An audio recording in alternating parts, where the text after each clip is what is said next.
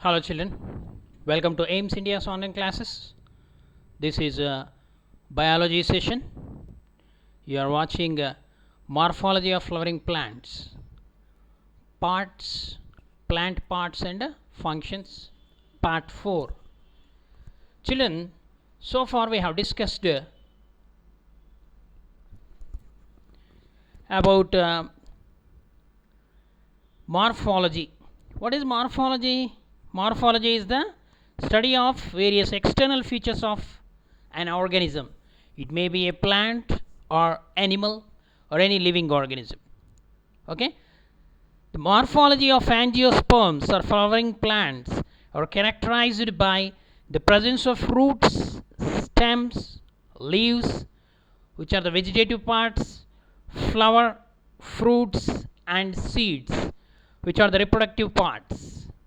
Okay, so far we have studied about the vegetative parts such as roots, types of roots, functions of roots, modifications of roots, and the stem, the parts of stem.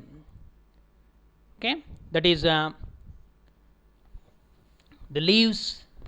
Okay, and their arrangement, that is phyllotaxy, and we have studied about the stem modifications also, that is aerial, subaerial, and underground stem modifications.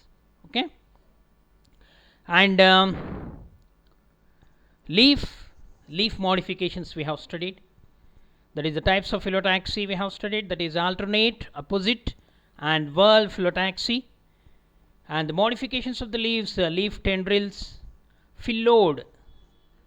Okay, and the bladder means utricularia, the leaf is modified into bladder, and pitcher in Nepenthes, insectivorous plant, it is modified into pitcher. Leaf spines in Opuntia, the desert plant, the leaf modified into leaf spines in order to reduce the transpiration rate. Okay, rhizomes, scale leaves in ginger, turmeric. Okay, so flower also we have studied the parts of flower. A flower is a modified shoot meant for sexual reproduction. There are 4 whorls. What are they? Calyx, corolla, androecium, and gynoecium. Calyx consists of sepals, which are green in color. Corolla consists of petals, which are brightly colored, and androecium consisting of stamens, which are the male reproductive part of the flower, and gynoecium consisting of a pistil or carpels, it is the female reproductive part of the flower. Okay, and more we are going to discuss in the today's class. Are you ready, children? Let us proceed. Plant parts and functions. About the flower inflorescence. What is inflorescence? The arrangement and distribution of flowers on the floral axis is called inflorescence. Arrangement of flowers or distribution of flowers on the floral axis is called inflorescence. There are 2 major types of inflorescence. What are they? Racemose and cymose. Racemose and cymose. There are the types of inflorescence. What is the racemose type of inflorescence? The racemose type of inflorescence is, in this type of inflorescence, the main axis continues to grow. Flowers are borne laterally in acropetal succession. In acropetal succession. In case of acropetal succession, the older flowers are at the base and the younger flowers are at the top. This kind of arrangement is called as acropetal succession. Example, amaranthus you can take. Okay, racemose type of inflorescence. Here the old flowers are at the base and the young flowers are at the top. This is called acropetal succession. Whereas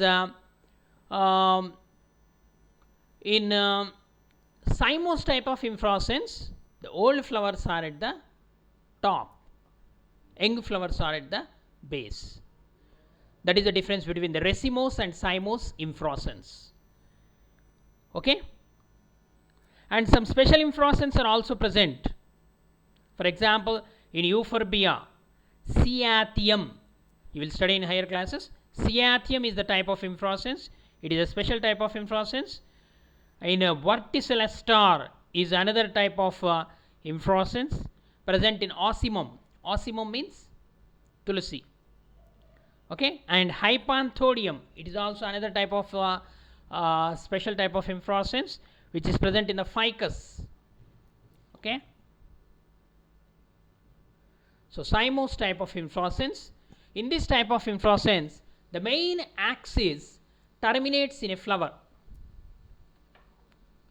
Hence, the growth is limited in cymose inflorescence. The flowers are born in basipetal succession or basipetal order. In this case, which means that the older flowers are at the top and younger flowers are at the base. Okay, children, this is the inflorescence, means the arrangement and distribution of flowers on the floral axis is called inflorescence. It is of two types, racemose and cymose. There are further types are there, but only the concept racemose and cymose inflorescence we studied here. Now come to the next part of the plant, that is fruit. Fruit is a mature, ripened ovary which develops after fertilization. Which develops after fertilization, or we can say the mature ripened ovary develops into fruit. The fruit developed from fertilized ovary is called true fruit. Okay, what is a true fruit? A fruit, the fruit that developed from fertilized ovary is called true fruit, while those fruit that develop from thalamus, the basal part of the flower, thalamus, it is called a false fruit. Okay, fruits are classified as simple fruits, aggregate fruits, or composite fruits. Okay, which you study in higher classes. If a fruit develops without fertilization, it is also very important. If a fruit develops without fertilization, it is called parthenocarpic fruit. Parthenocarpic fruit means seedless fruits. Seedless fruits. Nowadays we are getting a seedless pomegranate. That is the fruit without fertilization. The fruit which is developed without fertilization. A fruit which is developed after fertilization, it is a true fruit, contains seeds.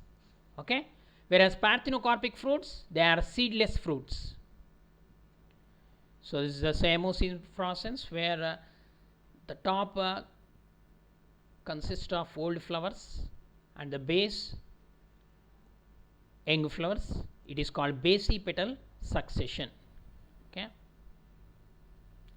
next, so usually a fruit consists of a wall, fruit wall, and seeds. The wall of the fruit is called pericarp. Okay, the wall of the fruit is called pericarp. The pericarp can be dry or fleshy. A pericarp of a fleshy pericarp, fleshy fruit, it is differentiated into three layers. What are they? Epicarp, mesocarp, and endocarp. Outer epicarp, middle mesocarp, and inner endocarp. Okay, a fleshy fruit consisting of the outer layer, that is called pericarp. That pericarp is divided into epicarp, mesocarp, and endocarp. Okay, now come to the seeds. So this is the fruit. Epicarp is the outer layer, which is further divided into middle mesocarp and inner endocarp. So seed is protected by means of these three layers. Okay, Means the fruit protects the seed inside. The seed is the ovules. After fertilization, the ovary part is developed into the fruit and the ovule part is developed into seed. Okay, ovules develop into seeds after fertilization. A seed is composed of a seed coat and an embryo. It is made up of seed coat and an embryo. Embryo is composed of two distinct regions. Okay, what are they?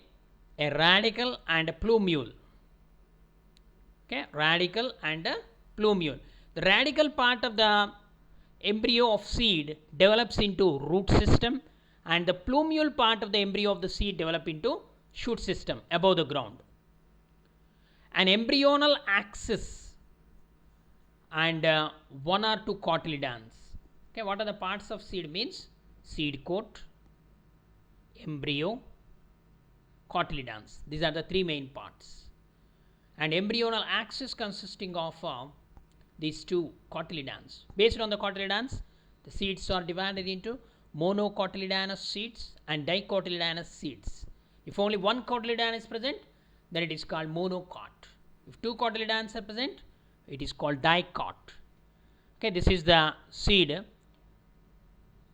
Seed stores the food material inside, and also contains a baby plant. We are calling it as embryo. Okay, the seed coat, the protective layer, and the first leaves, they are cotyledons. Okay, so based on this number of cotyledons, seeds are classified into two types: dicot seeds and monocot seeds. Okay, before going to that, once again, a seed is a ripened ovule made up of seed coat and an embryo.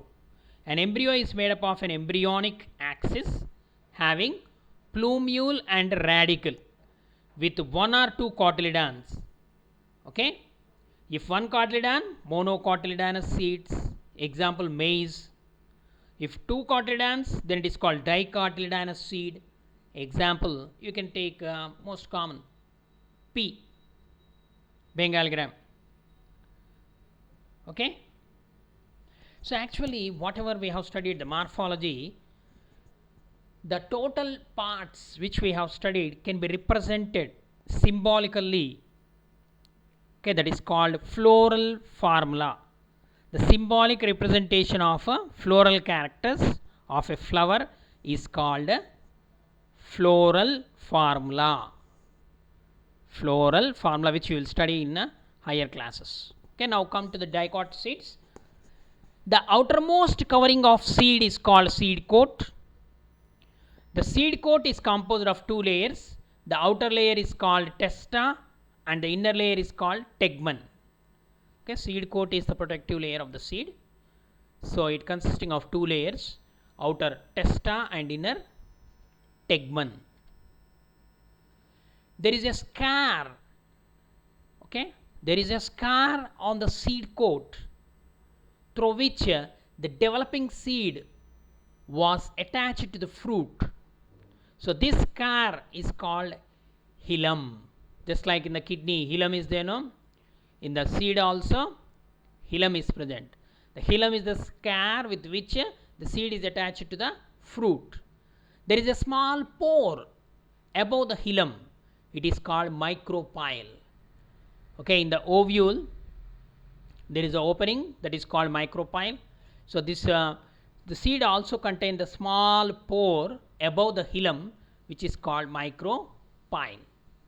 The embryo lies within the seed coat and it is composed of embryonal axis and two cotyledons in dicot seeds.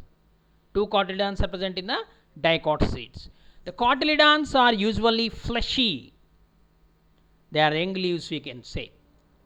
Cotyledons are usually fleshy and contain reserved food materials. They contain reserved food materials. Radicle and plumule, these are present at the two ends of embryonal axis. Okay, embryonal axis consisting of a radicle, that is the root part, and the plumule, it is the shoot part. The endosperm is present in some seeds. If the seed contain endosperm, or the seeds with endosperm are called endospermous seeds. When the endosperm is not present in the mature seeds, the seeds are called non-endospermous seeds or non-endospermic seeds. Okay, here dicot bean seed is given, so it is containing hilum. Okay, what is hilum? The hilum is the spore which is present. Here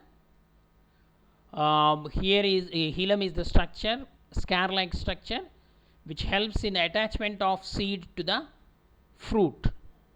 Okay, and this is the micropyle, the small hole which is present below the above the hilum. There is a small pore is present, that is called as micropyle. Okay, so radicle is the embryonal axis, the part which develops into root system, and this is the plumule in the embryonal axis which develops into shoot system. The seed coat is having a outer testa, inner tegmen. Seed coat consisting of two layers, testa and tegmen. Okay, next so it is consisting of epicotyl, hypocotyl, okay, and the cotyledons. Cotyledons are the based on the number of cotyledons. Cotyledons are usually fleshy. If two cotyledons, they are the reserved food material actually. If two cotyledons are present, then it is called as a dicot seed. Here it contains two cotyledons. So this entire structure, plumule, epicotyl, cotyledons, hypocotyl, radicle, this entire internal part, it is called as embryo. Okay, outer hilum, micropyle, testa, tegmen. This is the structure of a seed. Which seed? Dicot seed. Why we call it as a seed? When we will call it as a seed, as a dicot? When two cotyledons are present, then the seed is considered as a dicot seed. Example, bean, pea. Okay, pulses, most of the pulses. Next, monocot seed. The structure of monocot seed. The monocotyledonous seeds are usually endospermic, whereas dicot, some of them are endospermic and some of them are non-endospermic. But most of the monocotyledonous seeds are endospermic, but some are non-endospermic also. Example, orchids. Orchid seeds are non-endospermic. In the seeds of cells, the seed coat is membranous and is usually fused with the fruit wall. The endosperm is bulky and stores food. The outer covering of endosperm separates the embryo by a proteinaceous layer. This layer is called alluron layer. Okay, so this is the dicot seed. Once again, comparatively, if you study, you will understand better. So example for monocot, corn seed. Okay, maize.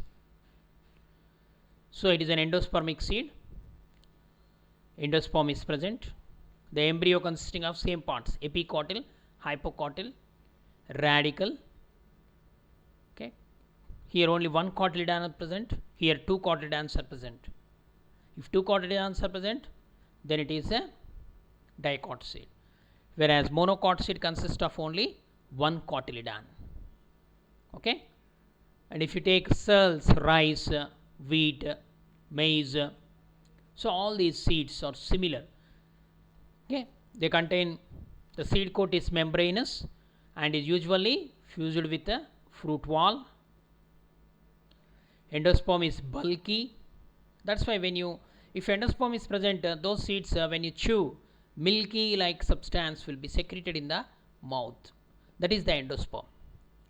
Okay, It is a reserved or stored food material. The outer covering of endosperm separates the embryo by proteinaceous layer. That's why pulses are proteinaceous. They are separated by a proteinaceous layer. So this layer is called alluron layer. Alluron layer. That's why these pulses, they are highly proteinaceous. Okay. So this is about the structure of monocotyledonous seeds. Okay, children. Let us see more. The embryo of monocot seed. The embryo of a monocot seed is small. Maize seed. This is. It is situated at one end of the endosperm. Okay, the embryo is situated at the one end. See here, it is situated at the one end of the endosperm. It consisting of one large and shield shaped cotyledon. Only one cotyledon is present. Okay, cotyledon, which is known as scutellum. This is, yes, it is called it is known as scutellum. There are, so this is the scutellum.